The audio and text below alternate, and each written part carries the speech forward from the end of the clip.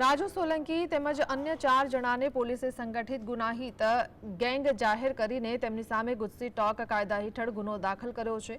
આ કેસમાં રાજુ સોલંકીના ભાઈ જયેશ સોલંકી પાસેથી શંકાસ્પદ સાહિત્ય કબજે કરવામાં આવ્યું હતું। પ્રોમિસરી નોટ, કોરા ચેક, વેચાણ દસ્તાવેજ, આરસી બુક, કોરા સ્ટેમ્પ પેપર, બેંક પાસબુક સહિતની વસ્તુ પોલીસે કબજે કરી છે। ખાડિયા ગેંગ વિરુદ્ધ પોલીસે ગુજસી ટોક વિરુદ્ધ મુજબ કાર્યવાહી કરી છે।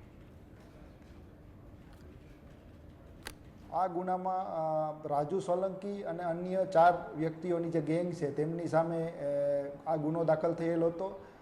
ગુનાની ગંભીરતાને ધ્યાને લઈ માનનીય એસપી સાહેબની સૂચના મુજબ તાત્કાલિક અસરથી આ આરોપીઓને ઝડપી લેવા માટે એલસીબી, એસઓજી અને સ્થાનિક પોલીસની જુદી જુદી ટીમોની રચના કરવામાં આવેલ હતી।